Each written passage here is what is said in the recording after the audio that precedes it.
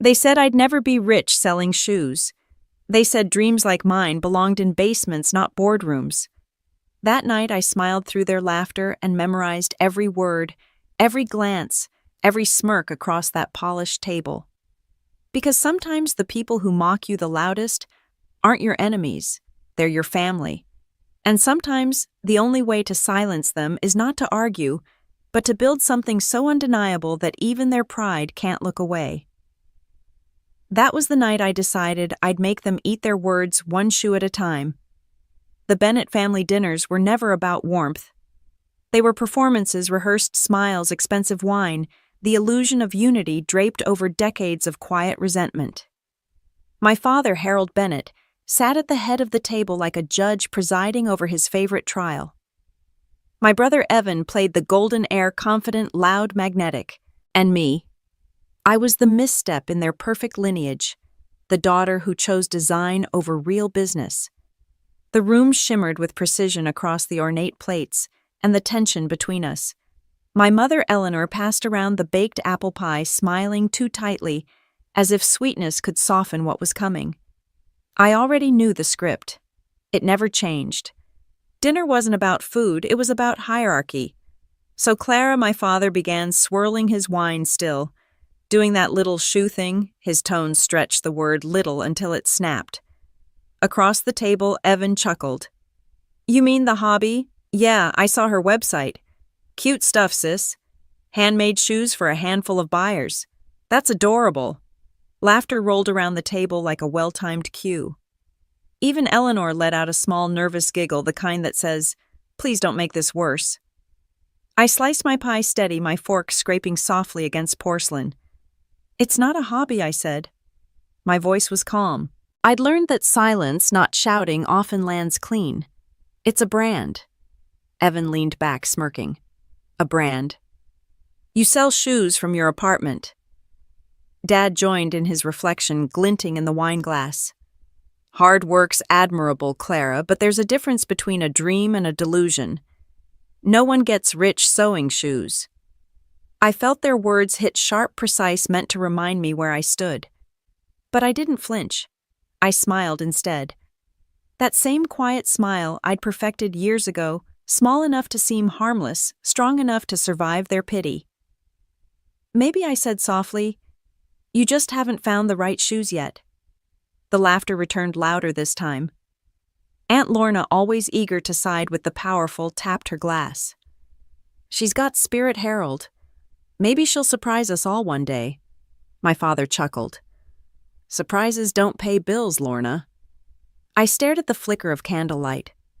Resolve coiled quietly in my chest. That was me, I thought. Contained, small, but insistent. Beneath the table, I clenched my hands until my nails pressed half-moons into my palm.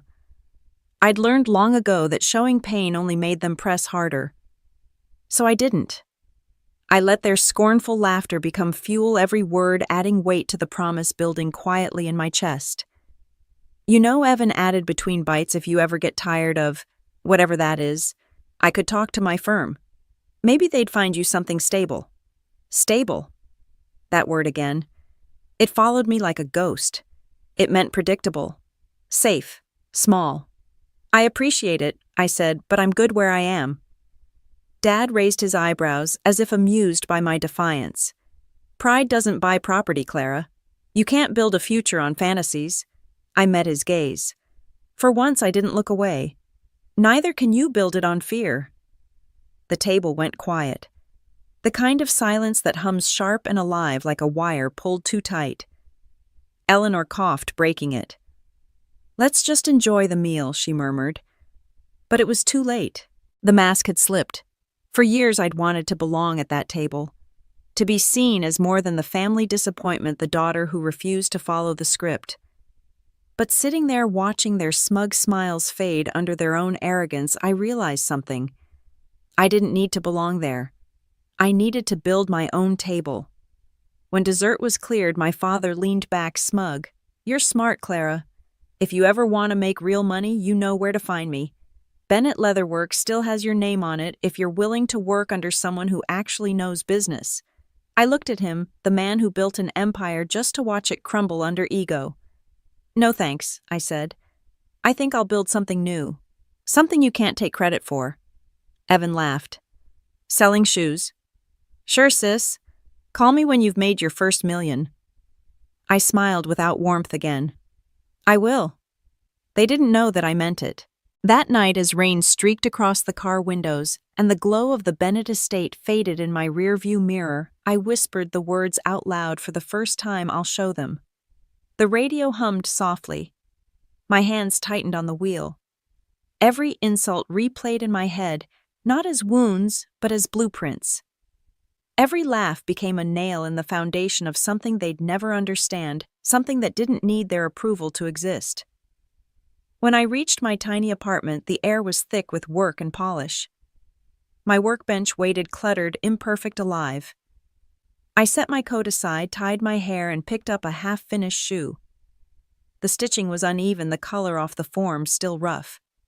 But it was mine. Outside, thunder rolled. Inside, I worked until the first light of dawn touched the floor. That dinner broke me just enough to rebuild differently. And as I held that worn piece of leather in my hands, I made myself a promise. If the world refused to open its doors, I'd carve my own wearing the very shoes they said would never make me rich. I grew up in a house where dreams were measured in paychecks and worth was defined by profit margins. My father used to say, "A man's success is the weight of his wallet." I was never a man, and I never cared about wallets. Maybe that was my first mistake. The Bennett house looked perfect from the outside, crisp white siding, trimmed hedges, a porch swing that creaked softly on summer nights. But underneath all that polish, it was a place where ambition was currency and affection came with terms. My father, Harold, had built Bennett Leatherworks from the ground up, or so he liked to remind everyone. By the time I was born, his business was already fading. But he held on to it like a badge of pride, refusing to admit that time had changed, and so had the world. Evan, my older brother, inherited that pride like a family heirloom. He walked through life with the certainty of someone who'd never been told no. Every A on his report card went up on the hallway wall, framed in polished wood. My drawings, my designs, my first sketches of shoes, they ended up in a kitchen drawer, out of sight. Dad would pat my shoulder and say, "That's nice, Clara." But art doesn't build empires. When I was 12, I found an old sewing machine in the basement my mother Eleanor's tucked behind boxes of unused leather scraps from the factory. I started experimenting with it after school, patching together bits of leftover material into shapes that almost looked like shoes. They were uneven, rough, more imagination than craft, but when I slipped one on, I felt something I never felt upstairs: freedom. The basement became my world, concrete floor, dim light, the hum of the old machine. I'd sit there for hours, breathing in the scent of effort, lingered, pretending I was designing for someone who mattered. Sometimes I imagined customers walking into my own little shop, smiling as they tried on what I'd made. Upstairs, dinner was being served on fine china. Down here, I was feeding something else, something raw and stubborn. One evening, my father came looking for me. His footsteps echoed down the basement stairs, each one like a countdown. "What are you doing down here?" he asked, voice sharp, curious, but already disappointed. I showed him the shoes, uneven stitches, mismatched colors, but I was proud of them. "Look, I said I made them from your leftover scraps." He picked one up, turned it in his hands, then dropped it back onto the table. "You're wasting your time, Clara. Leatherwork is about precision, not play. Leave this to people who know what they're doing." "But I want to learn," I said. My voice cracked, but I stood my ground. He sighed heavy with that kind of pity that sounds almost like disgust. "You want to learn, fine. Learn something that pays. Business accounting, not sewing. That's labor, not leadership." He left me there in the dim light, the smell of disappointment thicker than the glue on my hands. From that day, the basement became both my refuge and my rebellion. Every night I snuck down there after homework when everyone was asleep. The hum of the sewing machine became my lullaby. I taught myself through trial and error, broken needles, burnt fingers, pricked thumbs. I learned that leather is like people. Too much pressure and it cracks too little, and it never holds shape. In school, I stopped trying to compete with Evan. He was already the Golden Sun varsity basketball honor roll, the kind of charm that won over teachers and neighbors. My wins were smaller, quieter. The day I made my first perfect stitch, I ran upstairs to show Eleanor. She smiled faintly, patted my cheek. "That's nice, honey, but you should really think about college applications. You're not getting younger." When I turned 17, I entered a local craft fair without telling anyone. I displayed 3 pairs of handmade shoes under a cardboard sign that read, "Designed by Clara Bennett." People stopped, admired, and asked questions. A woman bought a pair for $40. My first sale. I remember running home holding that cash like it was sacred. When I told Dad, he chuckled. $40. That won't even cover the gas it took to get there. He didn't understand it wasn't the money. It was proof that someone outside this house saw value in something I made. That tiny exchange felt more validating than every good girl I'd ever heard growing up. That summer, the factory closed. Dad blamed the economy, the workers, the government, never himself. Our house grew quieter, the pride dimming in the corners. He'd spend nights sitting at the kitchen table staring into a glass of bourbon. Evan went off to college on a scholarship. I stayed home saving for design school. Dad didn't approve. "Fashion is fickle," he said. "You'll end up broke, begging for help." I didn't argue anymore. I just listened and memorized. When I finally left for design school, I took the sewing machine with me. It was old, loud, and missing one of the knobs, but it worked. My first dorm roommate complained about the noise. "It's 2 a.m, Clara," she groaned. "Why can't you just draw like normal people?" "Because sketches fade. Stitches last." I worked through every break, every holiday. I spent Christmases alone in the studio while others went home. I told myself I was fine, and for the most part, I was. Until the call came. Dad's voice was colder than usual. "Your brother's graduating this spring. He's got a job lined up at a real firm. Maybe it's time you came home. This design thing, it's not the future." I looked at my desk at the half-finished prototype glowing under the lamp and felt something inside me harden. "I can't, Dad," I said. "I'm not done yet." He laughed. "Not done wasting your time, you mean?" When the line went dead, I sat there for a long time. Then I turned the sewing machine back on. That was the moment I realized the world upstairs could collapse. But down here in the hum of the machine, the rhythm of the needle, the scent of raw leather, I could build something new. Something that didn't need anyone's permission to exist. I wasn't born into power or privilege. I was born in a basement, and I decided that was enough. The morning I left home, the air felt heavy, thick with everything unsaid. My father, Harold, was at the kitchen table, the same place he always sat when he needed to remind the world he was right. The newspaper was open, untouched. The smell of yesterday's indifference lingered. My duffel bag sat by the door, half-zipped, Eleanor's silence hovering beside it like a ghost. "You're really doing this," my father said without looking up. His tone wasn't surprising. It was finality. The kind he used when closing a deal. "Yes," I answered, my voice steadier than I felt. He folded the paper with surgical precision. "And what exactly are you chasing Clara Shoes Dreams likes?" "On the internet, freedom," I said. He laughed, not cruelly but dismissively, which somehow hurt worse. "Freedom doesn't pay rent." I met his eyes. "Neither does pride, Dad." That landed. For the first time, he looked at me, really looked. His jaw tightened. "You want to learn the hard way? Fine. Don't come running back when reality hits you." My mother, Eleanor, stepped forward, her hands trembling. "At least take the car," she whispered. "It's old, but it'll get you where you need to go." The car, a silver Civic my father hated, sat in the driveway like a forgotten relic. It had one headlight out, a cracked mirror, and an engine that coughed before starting, but at that moment it looked like salvation. I slung the bag over my shoulder, nodded once, and walked out. My father didn't follow. I closed the door behind me, and it slammed like punctuation at the end of a long, bitter sentence. I drove until the town shrank behind me, the skyline fading into gray. The further I went, the quieter my thoughts became. By the time I reached Portland, the sky had opened up into a steady drizzle, the kind that seemed to wash everything clean, even regret. The apartment I rented wasn't much. One room peeling paint, a kitchenette smaller than my father's liquor cabinet. But it was mine. I set the sewing machine on a shaky table by the window, unpacked the scraps of leather I'd smuggled from the factory, and whispered to myself, "Let's begin."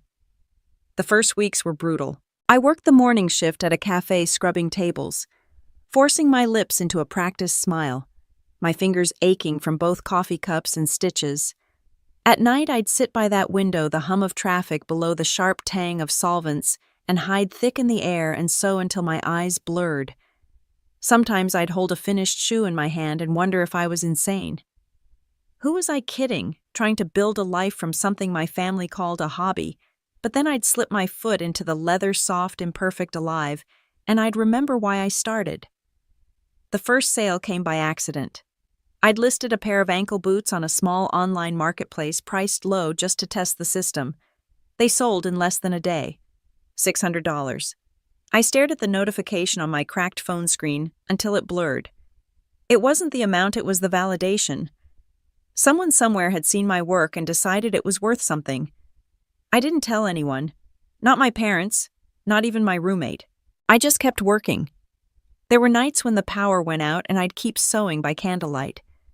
Days when my hands bled from needle pricks. Times when the bills stacked higher than the orders. But each pair of shoes told a story of persistence, of defiance, of something growing quietly in the shadows. Every Friday, I'd drive to the post office with boxes piled in the Civic, praying the car would make it. The clerk started recognizing me. More shoes, he'd ask, grinning. More hope, I'd reply. Still, the loneliness crept in sometimes, the kind that doesn't fade with sleep. I'd scroll through social media watching Evan post pictures from corporate retreats and office parties, his suits sharp, his smiles sharper. My father commented under every post. Proud of my boy. No comments under mine. No messages. No calls. Just silence. A silence that grew heavier each day. One night, loneliness broke me. I called home. My mother, Eleanor, answered. "Mom," I said softly. "I made a sale." "That's nice, honey," she replied, her voice distant. "Your father's asleep. Evan just got promoted." I hung up before the tears could fall. After that, I stopped calling. Months passed. My little shop, if you could call it that, started gaining a following. Customers began posting pictures, tagging my work, and sharing my designs. Every message felt like a tiny spark in the dark. "You made me feel beautiful." These shoes changed how I walk. I wore them to my wedding. Each one reminded me that what I was doing mattered. Then came the message that changed everything. A boutique owner in Seattle had seen my work online. She wanted to stock 10 pairs, handcrafted, unique, with soul, she wrote. I read that line over and over. With soul. That night I worked until dawn. My hands trembled with exhaustion, but my heart felt steady. I didn't know how I'd afford the materials or the time, but I didn't care. For the first time, the future didn't scare me. One morning after dropping off the shipment at the bus depot, I sat in the Civic and just breathed. The city stretched before me, rough, loud, alive. My palms still smelled like leather, my clothes like glue, but my spirit was clean. I looked at the empty passenger seat beside me and whispered, "You were wrong, Dad. This isn't failure. It's the start of something." A week later, I received an email from the boutique. Every pair had sold out in 2 days. I laughed, the kind of laugh that comes from deep inside, the kind that feels like defiance wrapped in joy. That night I went home, opened my small fridge, and poured myself a glass of cheap wine. I lifted it toward the window, toward the glowing city beyond. To every no I ever heard, I whispered, "Thank you." Because without them, I'd never have found my own yes. There's a certain kind of quiet that only exists at 2 a.m, the kind where the city hums like a tired machine, and you're the only one still fighting to make something out of nothing. Those were my nights. My days belonged to customers at the cafe, but my nights belonged to the basement apartment and the sound of the sewing machine. The walls were thin, cracked, and damp. When it rained, the smell of the city leaked in wet asphalt oil loneliness. But in that tiny space, under the dull yellow glow of a streetlight outside my window, I built worlds out of scraps. Rolls of leather leaned against the wall, mismatched threads tangled like veins across the floor. I didn't have fancy tools, just stubborn hands, and the conviction that one day someone would care about what they stepped into. My roommate Lydia thought I was insane. She worked at an accounting firm and came home every night exhausted, her heels clicking across the tile like punctuation marks. "You're going to burn yourself out, Clara," she'd say, watching me sketch at the kitchen table. "I can rest when it works," I'd tell her. She rolled her eyes, but she helped me anyway. When orders began to trickle in, 2 one week, 5 the next, she packed boxes with me, writing thank you notes in her neat handwriting. "You're too shy to sell yourself," she'd tease. "People should know the story behind these shoes." I didn't think anyone cared about stories back then. I was wrong. One night a woman named Ava left a comment under one of my posts. "These feel alive," she wrote, "like someone cared about every stitch." It was only a sentence, but it felt like oxygen. I printed that comment and taped it above my sewing table. Every time I wanted to quit, I looked at those words and reminded myself why I started. The apartment was small, but dreams have a way of taking up space. My sketches began creeping across the walls, outlines of heels, loafers, boots, ideas that I couldn't afford to make yet, but refused to abandon. When the lights flickered, I'd light a candle and keep going. When my fingers blistered, I'd wrap them in tape and keep stitching. One night, Lydia came home to find me asleep at the machine, a half-finished shoe still clamped under the needle. She draped a blanket over my shoulders and whispered, "You're going to make it, Clara. I can feel it." I wanted to believe her. Then the break came, the kind of accident that only happens once in a lifetime. Lydia had posted a picture of one of my designs online, tagging me without telling me. Within hours, it started spreading. A local influencer, someone with hundreds of thousands of followers, shared it with the caption, "Why does this handmade brand make me emotional?" The next morning, I woke up to over 200 new messages. The small marketplace page I'd built overnight was flooded with orders. By the end of the week, I had 300 pairs to make, more than I'd ever dreamed possible. I remember staring at the screen, disbelief washing over me. Lydia was jumping on the couch, laughing. "You did it. You're going viral." But all I could think was, how will I fill these? I didn't have enough leather tools or even space to keep up. But I wasn't about to turn away the first miracle that had ever knocked on my door. We turned the apartment into a factory. The coffee table became a cutting station. The couch became storage. Lydia packed boxes while I sewed until dawn. We barely slept. My fingertips were raw, my eyes bloodshot, but every new confirmation email felt like a pulse proof that I was alive, that my work mattered. That's when Vivian Hart came into the picture. I was at the cafe, bleary-eyed and half awake, when she walked in, elegant mid-50s, the kind of woman who carried power without needing to announce it. She ordered black coffee and sat near the window. I didn't notice her watching me until she spoke. "You're Clara Bennett," she said. "I recognize you from the photo online." "The shoes." I froze. "You've seen them?" Her lips curved slightly. "I've bought 3 pairs. She slid a card across the table. "Vivian Hart, independent investor, Hart and Willow Ventures. I used to run a fashion house," she said. "Then I learned real innovation happens in places like yours, where people build with their hands, not their egos." I must have looked stunned because she smiled. "You remind me of who I was before I learned to be careful." "Don't lose that." That night we met in my apartment. She sat on a folding chair surrounded by stacks of boxes and scraps of leather. "You're doing everything right," she said, "except killing yourself to do it alone. Let me help you." I hesitated. I'd built this from the ground up. The thought of letting anyone in terrified me. "What do you want in return?" "Nothing," she said. "Just a small investment, and to see what happens when a woman who refuses to quit finally has the tools she deserves." It wasn't charity, it was faith. We signed the papers 2 weeks later. With Vivian's help, I rented a tiny workshop, 4 walls, 1 window, 2 assistants. For the first time, I didn't have to choose between exhaustion and creation. The first day in that workshop, I stood in the middle of the room and closed my eyes. The air was thick with work and polish, smelling like possibility. I whispered to myself, "This is the beginning." That night, I sent Lydia a message. "We did it. We're official." She replied with a shot of the streetlight outside our old window. The caption read, "You built this under that light. Never forget it." I didn't. Even now, when I think about those years, the noise, the hunger, the sleepless nights, I realize they weren't just the struggle. They were the spark. The world above me might have been asleep, but down in that small apartment under that flickering streetlight, I was awake, building a dream no one else could see yet. The day it happened started like any other too much coffee, not enough sleep, and the faint scent of effort lingered clinging to everything I owned. I'd just finished boxing the last pair of shoes for shipment when my phone buzzed. I didn't ignore the notification this time. The online marketplace had exploded with requests after Lydia's post went viral, turning an overwhelming success into a logistical nightmare. Orders piled higher than the boxes. I was drowning in the very thing I'd prayed for. The turning point came one afternoon when Vivian Hart appeared at the door. I was working out of the small workshop, hand-cutting leather, exhausted.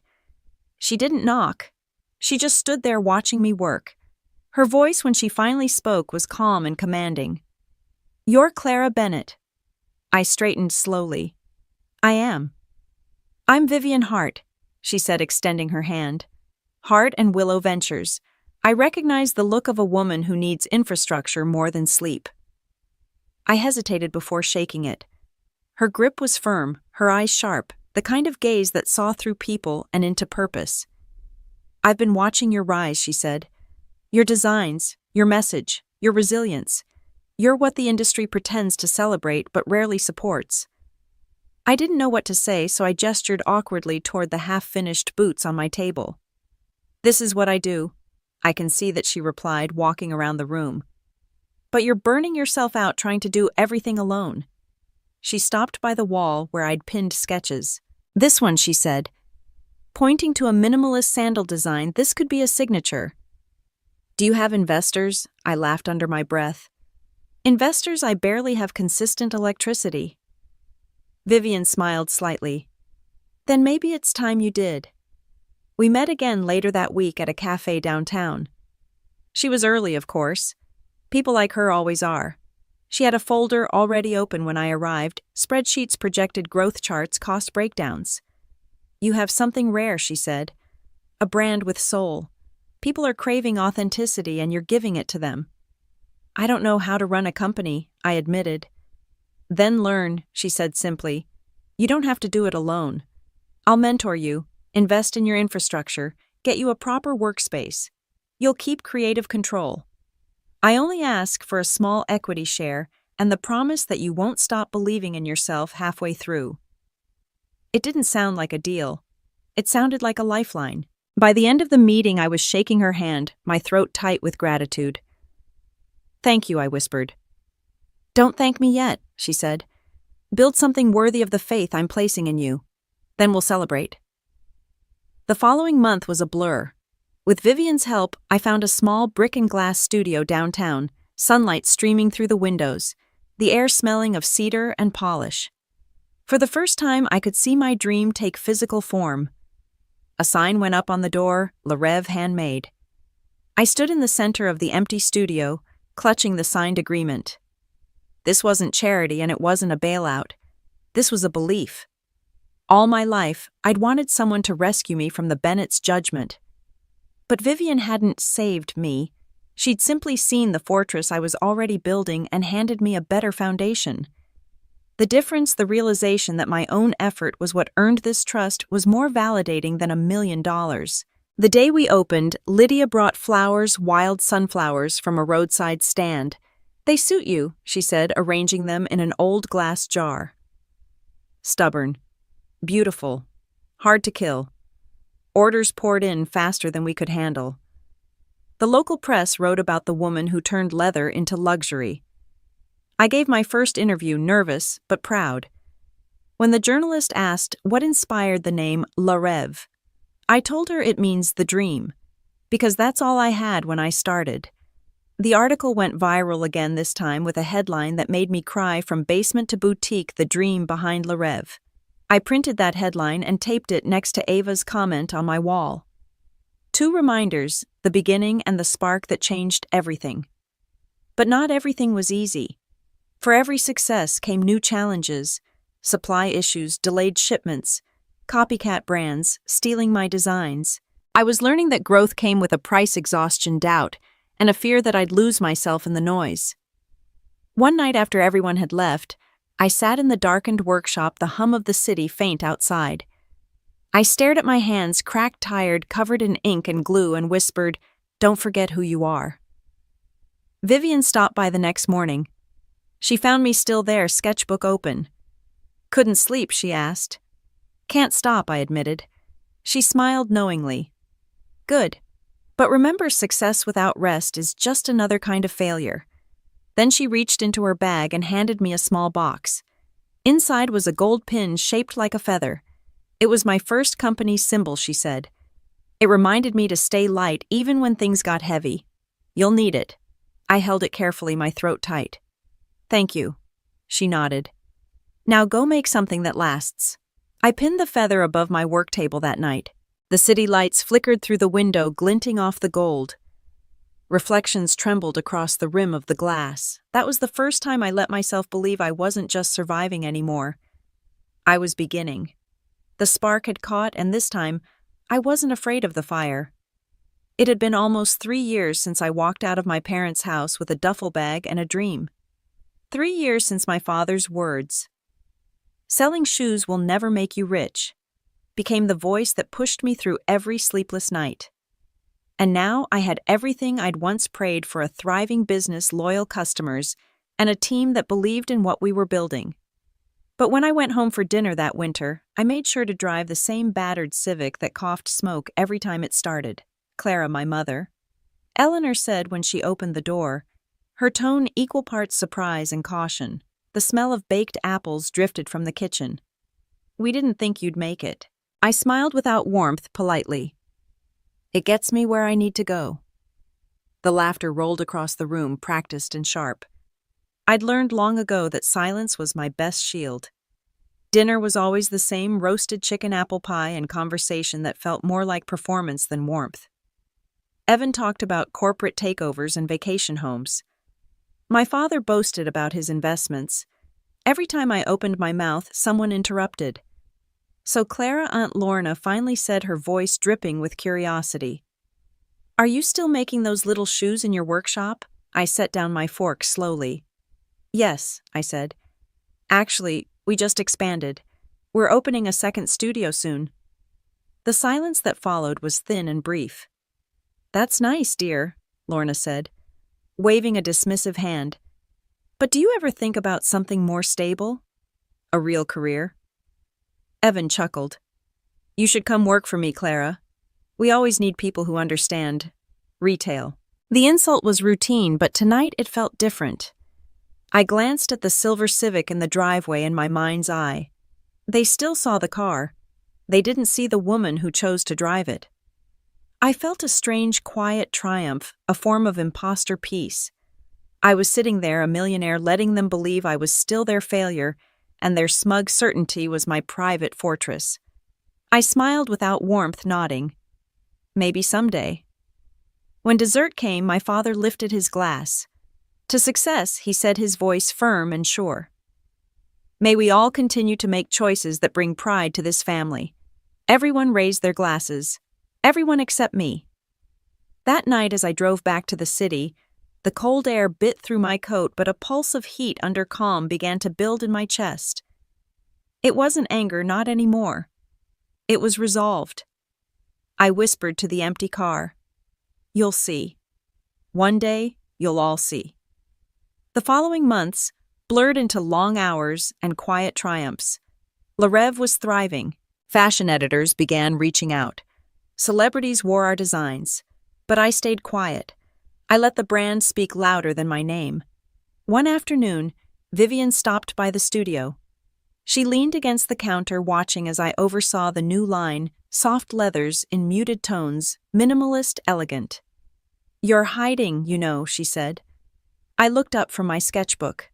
"Hiding, you're letting the world fall in love with your work, but not you. At some point, you'll have to step into the light, Clara." "I'm not ready," I said. She smiled knowingly. "You're not scared of the spotlight. You're scared of what your family will think when they realize they were wrong." She wasn't wrong. I'd spent years building a fortress out of silence, and success had become my secret rebellion. My father's voice, his dismissive tone, his smug certainty had fueled every pair of shoes I ever made.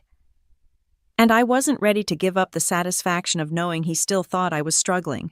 That illusion cracked one evening when a journalist called the studio. "We're preparing a feature on modern luxury brands," she said.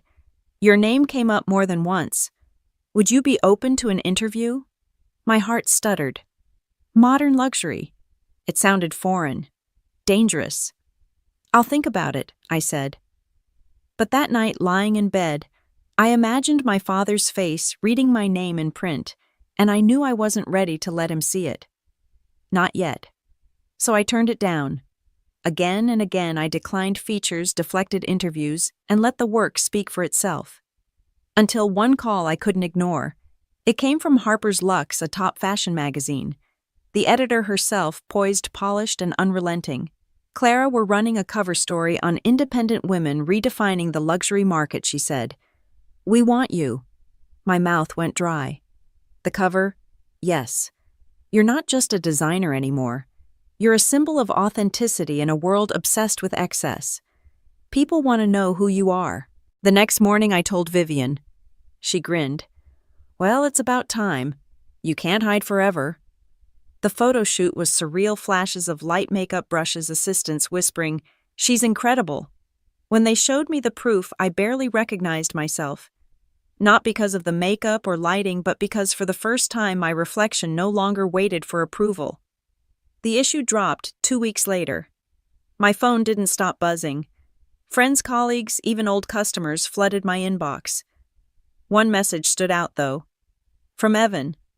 "Saw your magazine cover. Guess the shoe business isn't so small after all." I stared at the message for a long time before typing back, "Guess not." Then nothing for days. Until my father finally called. I saw the article, he said, his voice careful, controlled. "You've done well." "Thank you," I said simply. He cleared his throat. "You should visit more often. The family would like that." "I will," I lied, because deep down I knew the truth. They didn't want me there for who I was. They wanted to rewrite the story now that it suited them, and I wasn't ready to give them that power. So I hung up, locked my phone, and went back to work. Outside, the city lights gleamed against the glass, reflecting back a version of me I'd built piece by piece, not for them, but for me. The mask of modesty was still in place, but underneath it, the truth was getting harder to contain. The invitation arrived not on cream stationery, but as a formal email forwarding from Vivian's assistant. "Annual Portland Arts and Culture Gala. Your brand is sponsoring a table." My father Harold had secured a last-minute seat for the Bennetts, clearly seeing an opportunity. A year ago, I would have worn a borrowed dress. Today, I wore a bespoke Le Rêve gown and a practiced smile all edges. The ballroom shimmered with precision. Crystal chimes and soft, expensive chatter. I was seated at Vivian's head table, but I saw them across the room, Harold, Eleanor, and Evan, looking stiff in the overly ornate setting. When they finally approached during the champagne reception, the mood was thick with forced pleasantry. "Clara," Harold said, his voice measured, "we didn't know you'd be here." "I'm sponsoring a table, Dad," I replied simply. Evan's eyes flicked over my dress, sharp and assessing. "Smart move. Exposure is key. Still running that little shoe shop?" "Something like that," I said, taking a sip of champagne. The tension was broken by Aunt Lorna gliding over, wearing an expression of strained curiosity. "Clara, darling, you look... well, is that really your brand featured in the magazine Harper's Luxe?" Before I could answer, my father interjected, his voice too smooth. Featured doesn't mean successful, Lorna. Exposure doesn't pay the bills. Evan raised his glass. To exposure, then. At least she's famous somewhere. I felt a quiet, insistent heat in my chest. Their words landed clean but failed to pierce the resolve coiled quietly within me. I didn't defend myself. I just smiled, letting their low expectations remain in their prison. Halfway through the lunch, the main speaker paused, announcing a moment for corporate sponsors. We'd like to give a special thank you to our newest patron, the innovative luxury house Le Rêve, and its visionary CEO, Clara Bennett, for their generous contribution to this year's Arts Fund. The entire ballroom applauded. I stood and acknowledged the crowd with a nod. Across the room, I watched Harold and Evan's faces turn pale. The look wasn't disappointment. It was the sudden, sickening realization that they were the supporting cast in my play. When I returned to my table, the phone in my lap buzzed. A message from my assistant, Lena. Forbes confirmation came early. The article is live. I looked at the glowing screen. Luxury brand CEO of the year, the woman who redefined elegance. I glanced across the room one last time. They were huddled, staring at their phones, their silence heavier than any insult. I didn't need to tell them anything. The world has done it for me. The laughter around the table was still echoing when my father Harold's phone buzzed against the silver tray beside his plate. At first he ignored it, slicing through his roast, as if nothing in the world could interrupt his own story. But the buzzing didn't stop. It grew louder, more insistent, until even Evan glanced over with mild irritation. Dad sighed, muttering something under his breath, and picked it up. "Excuse me," he said, pressing the phone to his ear. "Yes, this is Richard Bennett." I didn't look up. I was still tracing the edge of my fork against my plate, my heart steady and slow. But I could feel that shift in the air, subtle and invisible, like the moment before a storm breaks. Dad's voice changed. The practiced authority softened into something thinner. Yes, that's my daughter." Silence. Evan frowned. "What's wrong?" My father didn't answer. He lowered the phone slowly, his face pale. For a man who prided himself on control, the flicker of confusion in his eyes was startling. Finally he said, "It was my colleague from the firm. He asked if my daughter was Clara Bennett from Forbes." The words dropped like glass, shattering on tile. For a second no one moved. The clinking of silverware, the murmured laughter, all gone. Eleanor's hand froze mid-air, her fork suspended above her plate. Aunt Lorna blinked rapidly as though she hadn't heard correctly. Evan was the first to break the silence. From Forbes, he repeated, his tone caught somewhere between disbelief and mockery. "What do you mean?" Dad's gaze moved to me, sharp and uncertain. Apparently he said the word thick in his throat. Forbes just published an article about Clara. She's been named Luxury Brand CEO of the Year. The air cracked. Evan laughed, a short, incredulous sound. "That's ridiculous. There must be another Clara Bennett. It's not exactly a unique name." But Dad didn't answer him. He just stared at me, the way you might look at something you thought you understood only to realize you'd been wrong all along. I met his gaze calmly. "It's true." The silence stretched heavy and unrelenting. Every face around that table turned toward me, a dozen expressions collapsing at once. Shock, confusion, embarrassment. Eleanor was the first to speak. "Clara," she whispered, her voice trembling, "why didn't you tell us? I took my time setting down my glass." "Because you never asked." The room rippled with unease. Evan leaned forward, his composure cracking. "You're saying you're what, a CEO? Now? You expect us to believe that—" "I don't expect anything," I said softly. "But you might want to check the headlines before dessert." Dad's hand shook as he picked up his phone again, fumbling with the screen. Eleanor reached for hers. Within seconds, the glow of their devices painted their faces in cold light. Then came the collective gasp, quiet but unmistakable. The headline landed clean for everyone to see. From basement to billion-dollar brand, Clara Bennett, CEO of Le Rêve, redefines luxury. Evan's fork clattered against his plate. Aunt Lorna's mouth fell open, words dying on her tongue. You built that, my father said, finally his voice cracking. Yes, I said. Every stitch, every sale, every sleepless night you laughed about. The room pulsed with silence again. It wasn't the awkward kind that filled family dinners. It was the kind that demanded reckoning. Dad cleared his throat, trying to regain some semblance of composure. You should have told us. We could have helped. Helped, I repeated, smiling faintly. You cut me off, remember? Said I'd never make a living selling shoes. That was years ago, he said sharply. You could have come back. I did come back, I said. You just didn't recognize me. Across the table, Evan shifted in his chair.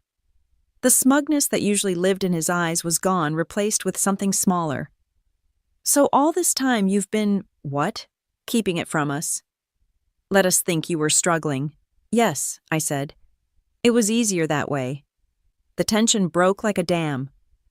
Everyone started speaking at once, my aunts whispering, my father sputtering half-formed apologies, my mother dabbing her eyes with a napkin.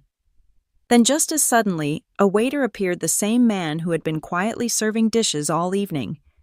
He leaned toward me with a professional smile. Congratulations, Miss Bennett, he said softly. The article went live early.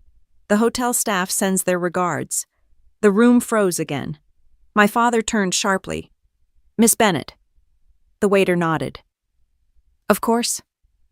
Ms. Bennett reserved the private suite under her corporate account. She's one of our premier clients.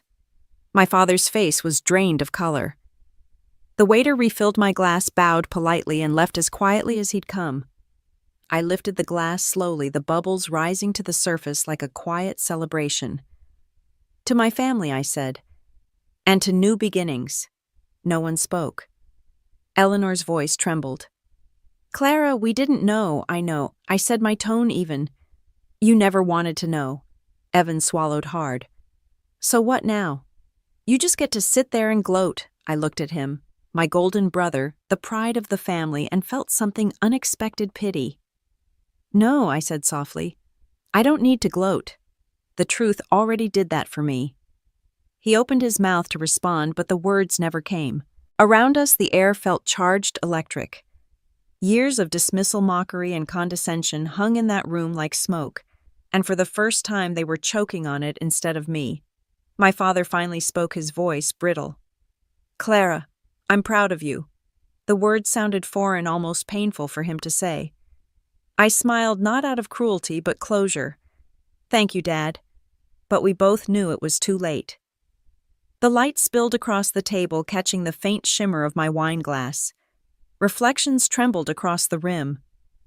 For years, I said quietly, you made me feel small. Tonight you reminded me why I stopped needing your approval. No one moved.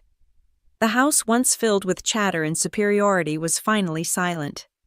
The clock ticked in the corner, steady and merciless, counting the seconds between who I had been and who I'd become.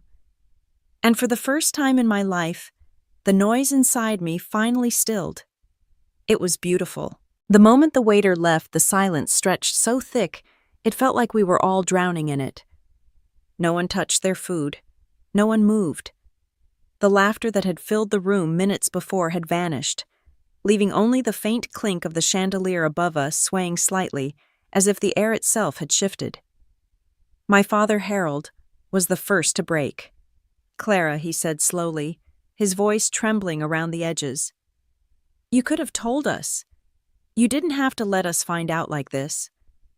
I looked at him, calm but steady. You wouldn't have believed me if I had. Eleanor's hand hovered near her wine glass. We're proud of you, she said, though the words sounded fragile, as if they might shatter before they left her lips. Pride. That was a word I hadn't heard from her in years. Not when I'd left home. Not when my first design sold out. Not even when Le Rêve hit its first million in revenue. Only now that the whole world had validated me, was I suddenly worthy of it. Across the table, Evan sat stiffly, his face pale, jaw tight. So what, he asked, trying to sound casual but failing miserably. You're some kind of celebrity now. I tilted my head. I prefer entrepreneurs. His laugh was hollow. Come on, Clara. You run a shoe brand. That's not the same thing as being Forbes material. Dad turned on him sharply. That's enough. The command startled us both. Evan blinked, caught off guard, his mouth half open. Dad's voice softened as he looked back at me. I underestimated you. We all did. But you've proven yourself. Maybe we can talk about merging efforts.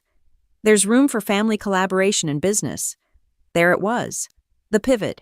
From dismissal to opportunity. From insult to advantage. You want a piece of it now? I asked, my tone even. Dad frowned. Don't make it sound like that. Family helps family. We can strengthen your brand, expand it internationally. With my connections and your creativity, with your name on my work, I interrupted. He froze the sentence unfinished. Eleanor tried to interject. Sweetheart, your father just wants to help, no? Eleanor, I said, my voice sharp but controlled. He wants to rewrite history. Pretend he believed in me all along. But he didn't. None of you did. Evan leaned forward, his tone shifting from annoyance to something meaner. Oh, come on. You act like you've had it so hard. You left because you wanted to, not because you had to. You always played the victim. I met his eyes, steady and cold. You mean the victim who turned a basement into a brand that Forbes calls revolutionary? He flinched but didn't answer. Around the table, the others avoided my gaze, aunts who'd once mocked me, uncles who used to ask when I'd get a real job. They were all suddenly fascinated by their plates. It would have been satisfying to gloat, to throw every cruel word back at them. But as I looked around the room, I realized something: they weren't worth my rage anymore. They'd spent years measuring worth in money, titles, and appearances. They'd built their identities on shallow foundations. Mine had been forged in the dirt, in the nights no one saw, in the struggle they mocked. And that difference, that was the real victory. I picked up my glass, swirling the golden liquid until reflections trembled across the rim. You know, I said softly, I used to sit at this table and feel like I was made of glass, fragile, see-through, breakable. But now I understand something. Dad's eyes narrowed. And what's that? Glass doesn't just break, I said. It also reflects. The silence that followed wasn't confusion. It was recognition. Every one of them knew exactly what I meant. Evan shifted uncomfortably, tapping his fork against his plate. You really think you're better than us now, don't you? I smiled faintly. No. I just stopped needing you to tell me I'm enough. He laughed once, short, bitter, hollow. Well, congratulations, Clara. You've built your empire. Enjoy it. But don't forget who raised you. I set the glass down, leaning slightly forward. You're right. I won't forget. I'll remember exactly who told me I was wasting my life and how it felt when they laughed at me. The words landed clean. Eleanor covered her mouth. Dad's face hardened again, trying to reclaim his old authority. That's enough, Clara. Don't ruin this evening. This evening was ruined a long time ago, I said quietly. You just never noticed because I was the only one bleeding. He stood abruptly, his chair scraping against the floor. The motion sent a tremor through the room. Fear, guilt, pride all tangled together. And then from the far end of the table, a small voice spoke. I always believed in you. It was Lily, my cousin's teenage daughter, sitting quietly beside her mother. She looked at me with wide, sincere eyes. I followed your brand online. You made me want to design too. For a moment, my throat tightened. I smiled at her, a real one this time. Then you should, I said softly. Don't let anyone tell you you can't. The room fell even quieter after that. Dad sat back down slowly, his shoulders heavy, his voice low. Maybe we were wrong, he said. Maybe, I said gently. Dad, you weren't wrong about my choices. You were wrong about my worth. He didn't answer. For a while, no one did. The only sound was the faint hum of the heater and the ticking clock above the fireplace.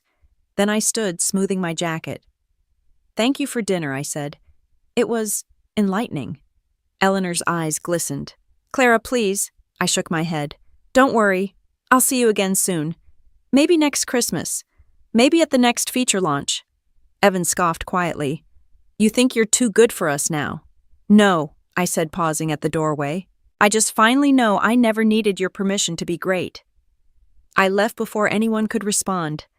The cold night air hit me like freedom. The stars above the quiet street shimmered like the tiny flecks of silver on the Larev logo, mine, all mine. Behind me, through the dining room window, I could still see them frozen small, their world cracked open.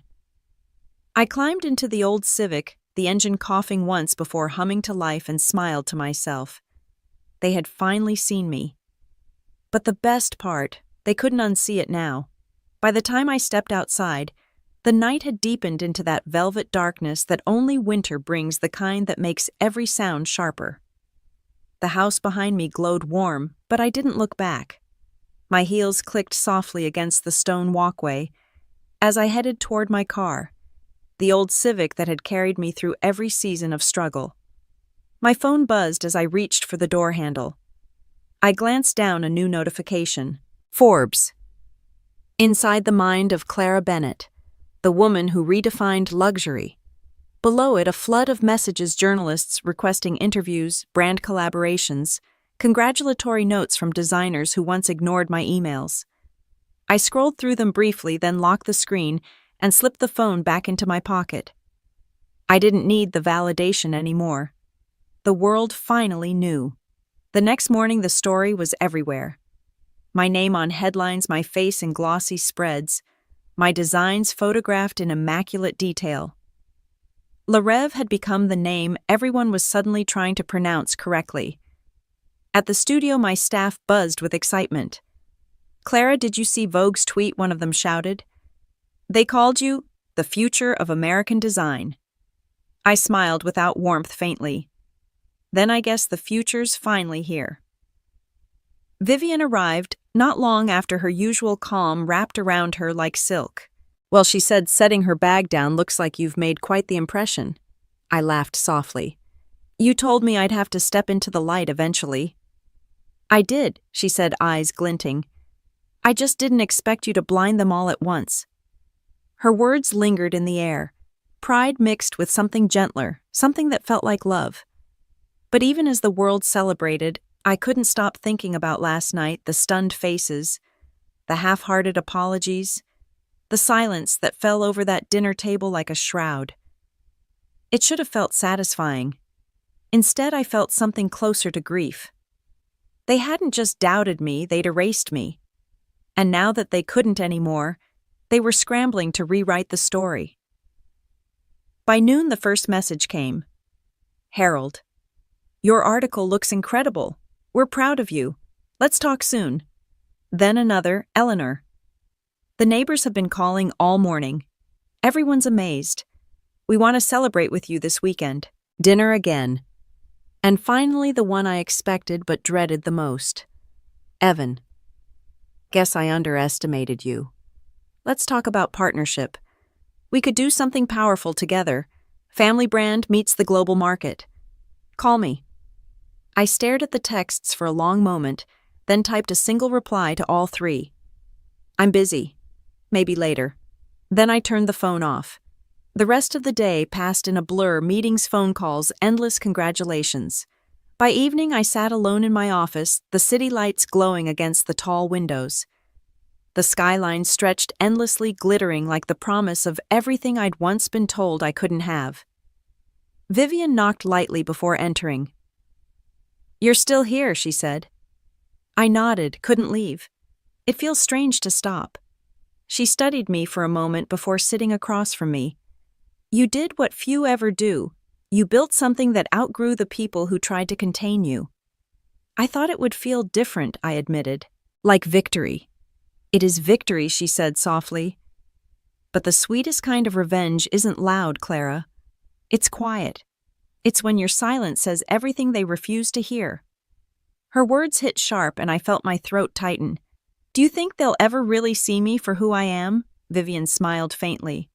They already did last night. They just don't know how to live with it yet. I exhaled, leaning back in my chair.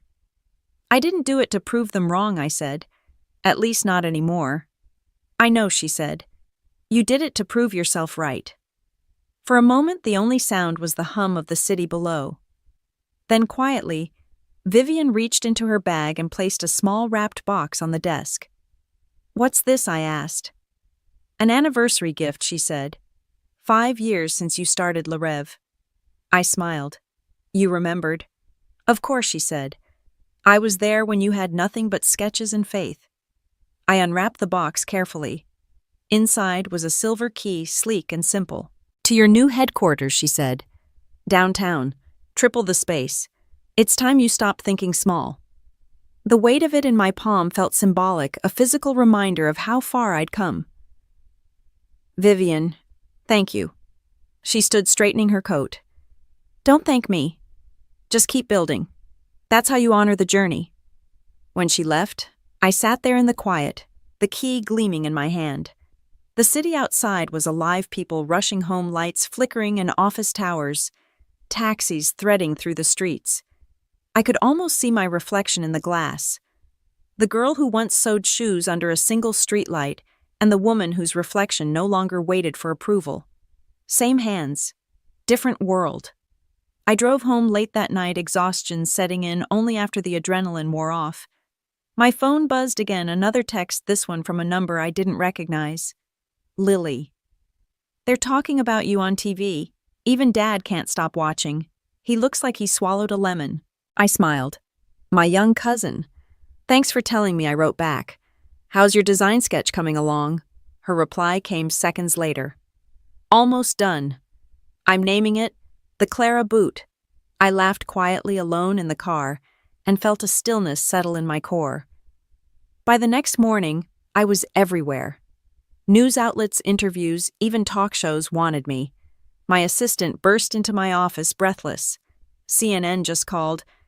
They want a live interview about women entrepreneurs in fashion. I took the phone from her hand, hesitating only for a moment before saying yes. The interview was live that evening. Under the soft studio lights, the host smiled warmly. "Clara, your story has inspired millions. What do you think success truly means?" I paused, choosing my words carefully. "Success isn't about proving anyone wrong," I said finally. "It's about building something so true to yourself that no one's opinion can touch it."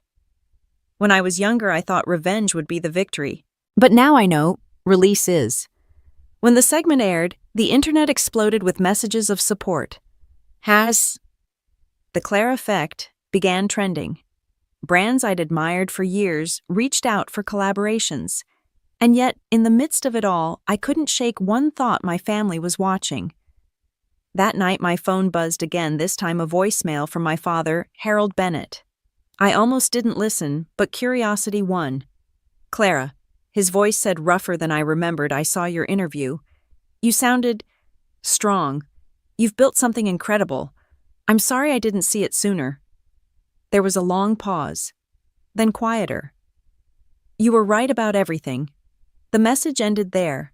I sat for a long time staring at the skyline, the city's pulse matching my own. For the first time in years, I didn't feel angry or hurt. I just felt free. Outside, the wind carried the faint scent of winter through the open window. Somewhere far below, a woman walked past in a pair of Le Rêve heels, confident, graceful, unstoppable. I smiled. The reckoning wasn't theirs anymore. It was mine. And it felt like peace dressed in victory. The following week, I found myself standing in front of the same house where my story had begun, the same white columns, the same immaculate porch, the same illusion of perfection. My father Harold had called again, his voice measured, polite, almost rehearsed. "Come for Sunday dinner," he said. "Let's celebrate properly. The family wants to see you." A year ago, those words would have tightened something in my chest. Now they barely registered. I agreed, not out of obligation, but curiosity. I wanted to see what happened when people who once looked down on me were forced to look up. When I walked into the dining room, it was like stepping into a play where the actors had changed their lines but not their faces. The table shimmered with precision. But something was different. The laughter was strained, the smiles practiced. Clara Eleanor exclaimed, rising to greet me. "You look radiant." Evan stood too, his grin a touch too wide. There she is, our very own celebrity CEO. I set my coat over the chair and smiled without warmth. It's just Clara. Dad poured me a glass of wine himself, a gesture I couldn't remember seeing before. You've made quite a name for yourself, he said. We've been following everything. Your expansion in Paris, impressive work. Thank you, I said simply. For a moment, no one spoke. The silence was almost nostalgic, the same silence that used to suffocate me when I was disappointed at the table. But this time, I wasn't the one shrinking beneath it. Evan broke the tension first, leaning forward with his elbows on the table. I've been thinking, Clara, he began, his tone overly casual. Your brand's growing fast. My firm has experience managing international logistics. We could help streamline your operations. I took a sip of wine, hiding a smile. We already have a global logistics team, Evan. He chuckled awkwardly. Of course you do. I'm just saying family working together, it's a strong look for the press. Maybe we can, Dad interrupted, his voice too smooth. I think what your brother means is that collaboration could strengthen our family legacy. We could invest in Le Rêve. You could even open a line under the Bennett name. The irony almost made me laugh. Years ago, he told me that selling shoes was a waste of time, that I was embarrassing the family. Now he wanted to brand my life's work with his name. I leaned back, folding my hands neatly in my lap. I appreciate the offer, I said evenly. But Le Rêve doesn't need investors. And it certainly doesn't need a Bennett label. Dad's jaw tightened. You'd turn down a family. I'm not turning down a family, I said. I'm setting boundaries. Evan's smirk faltered. Eleanor cleared her throat. Darling, you've worked so hard. Why not let your father help? He has experience with control, I asked softly. Her face fell. I glanced around the table. Every face that once looked at me with superiority now watched me carefully, unsure how to navigate the reversal. When I left this house, I continued, you all made it clear I was on my own. You mocked me for chasing something small. You called my dream a hobby. Now that it's big, suddenly it's worth your attention. Evan bristled. You don't have to make this about old grudges. It's not a grudge, I said. It's a reminder. The words landed clean. My father's hand tightened around his wine glass. Clara, we only wanted what was best for you. No, I said quietly. You wanted what was safest for you. You didn't want me to fail because it would embarrass you. You didn't want me to succeed because it would challenge you. He flinched. The silence afterward was louder than any argument we'd ever had. Finally, he set his glass down with a sharp clink. So this is what success looks like to you, arrogance? No, I said, standing. This is what dignity looks like. For a moment, no one moved. Then Eleanor reached across the table, her voice trembling. Clara, please. We were wrong, okay? We see it now. You've become everything we didn't think you could. Can't that be enough? I looked at her. Really looked at her. She wasn't the villain of my story. She was just someone who'd been too afraid to believe in something she couldn't control. I forgive you, I said softly. But I don't owe you access to what I built without you. Her hand dropped. Evan pushed back his chair. You think this makes you better than us? No, I said. It just means I stopped needing to be smaller so you could feel bigger. Dad's face turned red, his voice breaking through the quiet. You've forgotten where you came from. I met his eyes steadily. No, Dad. You just never imagined I could go somewhere you couldn't follow. The room went still again, no defense, no counter. Just the slow, unsteady breathing of people who had finally lost their place in the story. Then Lily. My young cousin spoke up from the corner of the table. Aunt Clara, she said timidly, I want to be like you when I grow up. The room froze. I smiled at her gently. Then promise me something, I said. Promise you'll never let anyone tell you that your dream is too small. She nodded earnestly, her eyes bright. For the first time that night, the sting of tears surprised me.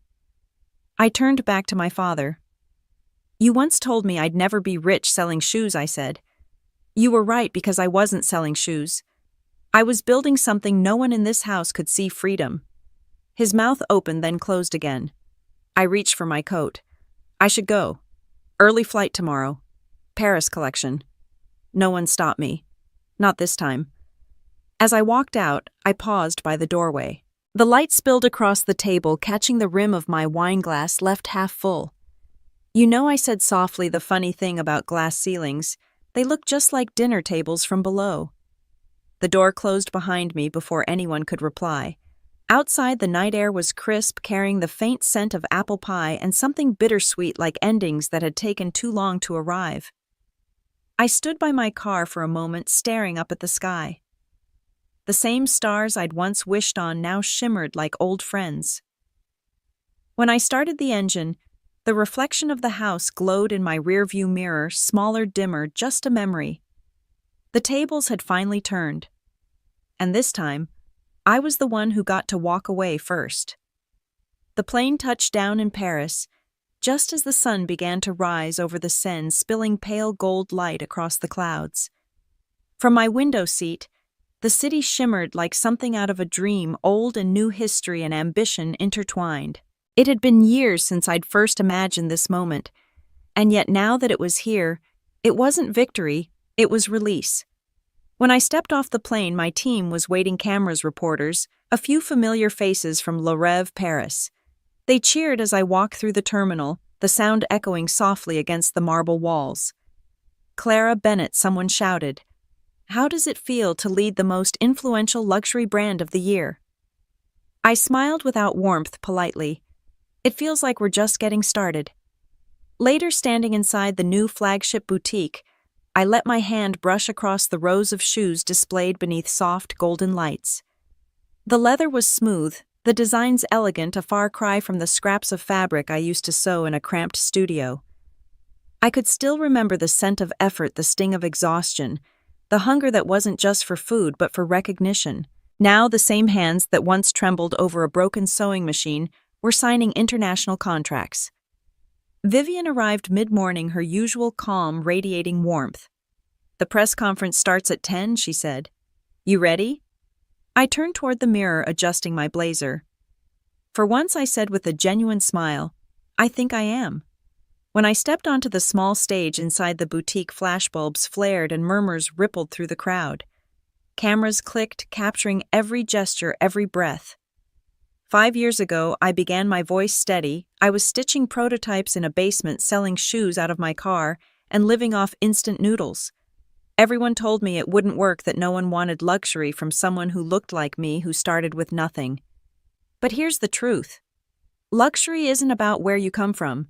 It's about what you build. Applause filled the room, but I kept going. To every young designer, every dreamer who's ever been told they're aiming too high, remember this. The people who doubt you are just confirming how big your dream really is. I saw Vivian smile in the crowd. I saw a few tears. And for the first time, I felt like I wasn't speaking to an audience, I was speaking for them. When the event ended, I walked out into the street, the Paris air cool against my face. The city moved around me, cars chatter, the rhythm of life, unbothered by fame or fortune. I took a deep breath. For the first time, the noise inside me finally stilled. That evening, I sat alone on the balcony of my hotel suite, overlooking the Eiffel Tower. Below, the city shimmered with precision. My phone buzzed on the table beside me, messages from my team, from partners, from people who wanted interviews. But one message stood out, Harold. I hesitated before opening it. "I watched your speech. I'm proud of you, Clara. Truly. Eleanor and I talked about everything you said. We were wrong. You didn't just make shoes. You made something beautiful out of the very thing we used to mock. I'm sorry for not believing in you when it mattered most. Love, Harold." I stared at the screen, the words blurring for a moment. I didn't cry, not this time. The forgiveness had already happened inside me long before the apology arrived. But reading it now felt like closing the final chapter of an old book. I typed a short reply. "Thank you, Harold. I'm glad you see it now." Then I turned my phone off. As the night deepened, I found myself thinking about all the dinners I'd endured, all the scornful laughter that held unconcealed contempt. Now the silence felt healing. I thought of Lily, her bright eyes, and that small voice saying she wanted to design like me. Maybe that was the real point of all this, not revenge, not recognition, but inspiration. Somewhere someone was sitting in a tiny room sketching a dream onto paper, thinking it was too small to matter. I wanted them to see this story and know it mattered. Every start matters. A soft knock pulled me from my thoughts. Vivian stepped out onto the balcony with 2 glasses of champagne. "We're officially sold out in 3 countries," she said, handing me one. "Here's to Le Rêve." I raised my glass. "Here's to beginnings disguised as endings." We clinked glasses, the sound crisp against the hum of the city. Vivian studied me for a moment. "Do you ever miss the old days?" I smiled. "The hunger. The doubt, ramen sometimes. They made me who I am." She nodded. "And who's that now?" I looked out over the glittering cityscape, the tower glowing like fire against the night. "Someone who doesn't need to be seen to know she's shining." We sat in silence for a while, the kind that feels full rather than empty. Eventually, Vivian rose. "Get some rest," she said. "Tomorrow's another big day." After she left, I leaned back in the chair, letting the cool wind tangle through my hair. Below, the city pulsed alive, unstoppable. I closed my eyes and whispered, "Thank you." Not to anyone in particular, just to life. To the struggle, the loneliness, the nights I almost quit.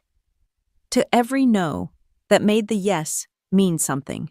The next morning, I walked through the boutique before it opened. The floor smelled faintly of leather and possibility. My reflection no longer waited for approval in the mirrored walls. I stopped at one display, a simple pair of ivory heels, sleek and minimal. The small gold plate beneath read, "The Bennett." I smiled. It wasn't vanity. It was closed. As I stepped outside into the Paris morning, I saw a group of young women taking photos near the storefront. One of them turned, gasped, and whispered, "It's her." They waved, unsure if they should approach. I walked over, smiling. "Are you designers?" One of them nodded shyly. "Trying to be." "Then don't try," I said softly. "Be." They grinned, eyes wide, as I walked away down the cobblestone street. The wind carried their laughter behind me, light, hopeful, unburdened. And for the first time I realized this wasn't the end of the story. It was the beginning of someone else's. As the bells of Notre Dame chimed in the distance, I glanced up at the sky, endless, bright, and wide open. I turned the corner, the sound of the city wrapping around me like applause, quiet but infinite. And that's when I smiled. Not the practiced one, not the one built for survival, but the one that meant I was finally free.